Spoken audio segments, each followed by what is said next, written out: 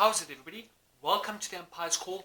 My name is Alistair, and in today's episode I will be discussing and reviewing the 2020 Formula 1 World Championship Styrian Grand Prix that was held at the Red Bull Ring in Styria, Austria.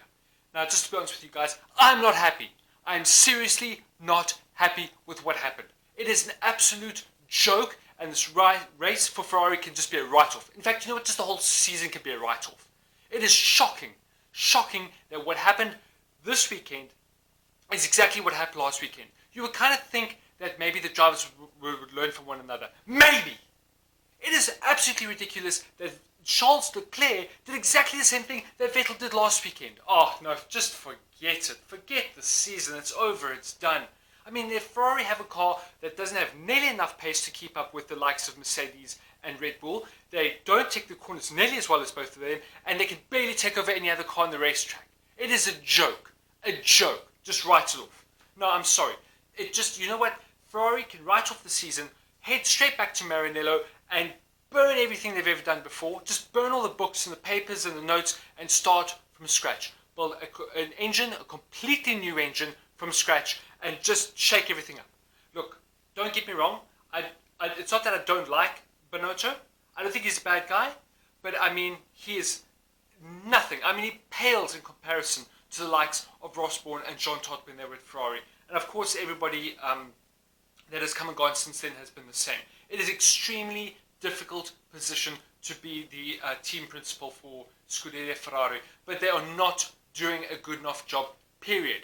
Charles Leclerc did admit quite openly to the mistake that he had made and did apologize to the team, and Binotto didn't want to lay blame to any drivers. They just accepted it for what it was. But it is pathetic that this can happen time after time, race after race. If it wasn't last year in Brazil, I believe, where the two Ferraris just took each other out for absolutely no reason, then it's something like last weekend.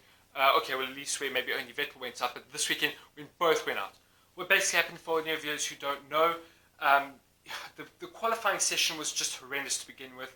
It was just pouring down with rain. The racetrack was just wet everywhere they went, and they qualified with full wet, so the results were not a true indication of how things would be, because the qualifying was wet and the race today itself was then bone dry. So the tyre selection was very different, strategy was very different, and the positions on the grid, although very interesting, was not a true reflection of how the race itself would in fact transpire by the time the checkered flag was brought down at the end of the race. But in the very first lap,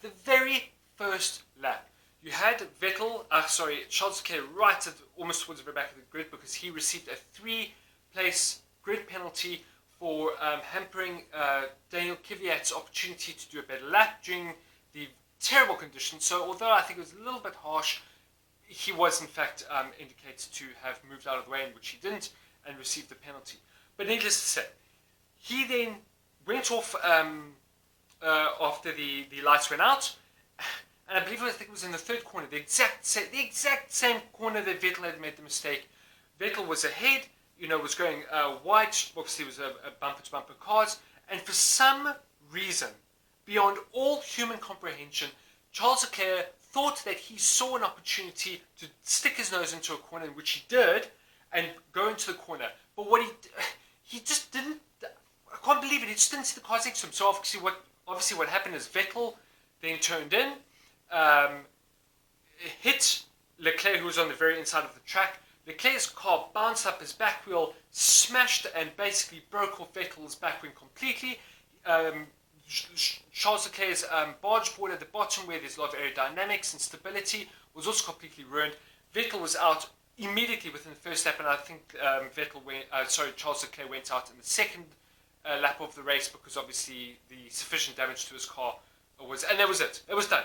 It was finished. Ferrari just could pack up their stuff and leave, because that was basically the race. To be honest, at the end of the day, the only other casualty was Esteban Ocon, who suffered from brake cooling issues, which I believe is what plagued them in the last race. So Renault are definitely going to have to look at that more clearly when it comes to resolving that issue, because if that issue continues to plague them during the course of the season, they're going to have big problems, because the brakes can reach what I believe up to 1,000 degrees Celsius during the course of a race, and if they can't properly cool them down during the race, it is going to give them major problems, and they're not going to be able to finish any of the races. Fortunately, Daniel Ricciardo had a very good race at the end of the day, but it couldn't get the results that he was looking for, but fortunately didn't suffer from any problems that we know of. Apart from those three cars falling out, nobody else did. It was actually a very incident-free race up until the very end, and very, I wouldn't say mundane, but it was not nearly as riveting as the race the weekend beforehand. The only real action came towards the very end, where we noticed that the McLarens and the Racing Points had an absolutely fantastic race. Despite the results, so I thought they were driving fantastic. For Stroll to be behind Ricciardo for most of the race, I don't understand why he wasn't able to get past him. I mean, it's just a testament to how good of a driver Ricciardo is, that he was able to hold clearly a much faster Racing Point at bay for a good chunk of the race, in allowing him not to be able to pass him, which eventually did at the very end of the race. And of course we had Perez, who was right up the chuff of Alex Albon for also a good chunk of the race and was able to pass him. Another testament to how good Alex Albon is as a driver, and in particular in the Aston Martin Red Bull racing car in which he's driving.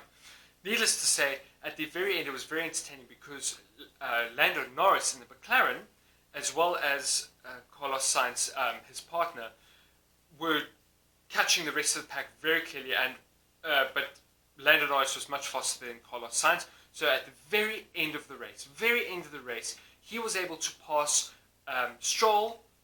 to be able to pass Ricciardo, Stroll, and Perez to actually land up in 5th place while pretty much in 9th most of the race. And the reason why is because Perez was fighting Albon for 5th place, but was not able, for 4th place. But what happened is Perez was driving along, doing a fantastic job, but was held at bay by Alex Albon, and towards the very end he got a little overzealous in one of the corners, dived in, but unfortunately he clattered into the back of Alex Albon and destroyed his front wing. And this was, I believe, about two laps before the end of the race. Now, of course, there was no damage that was made to Alex Albon's car, so he was able to continue with this race. And although Perez had quite a comfortable lead over the rest of the cars, but because of the significant damage to his front wing, his lap times just tumbled terribly. And by the time it got to the very last corner of the last lap, Lando Norris was able to pass Ricciardo, Stroll, and Perez to finish in 5th. And fortunately, Perez was able to finish in 6th, then following literally within milliseconds behind, both being then Stroll and Ricciardo. So Stroll was able to pass him at the very end. Other than that, though, Mercedes finished at 1-2, Verstappen in 3rd place. Very good race. But I mean, if Ferrari don't do anything soon, I don't know. I feel like I'm taking crazy pills! It honestly is, with how things are ending right now for Ferrari. But needless to say, it was a very good race. Of course, the next weekend is going to be held in Budapest in Hungary.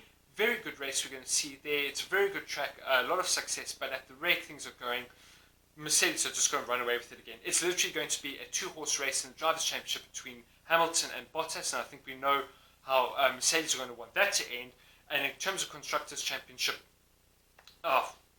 Mercedes will run away with it. But I do think that the likes of McLaren and Racing Point are going to surprise everybody this season, have a far better result than what we have seen in the past. Otherwise, guys, that's my review for the weekend. I hope you did enjoy this video. Please remember to hit the like button if you've enjoyed the video you've seen today. And also remember to hit the subscribe button if you've enjoyed these videos you've seen up until now, so that you will be reminded for all future videos that I'll be posting. Otherwise, guys, have a good day. Take care.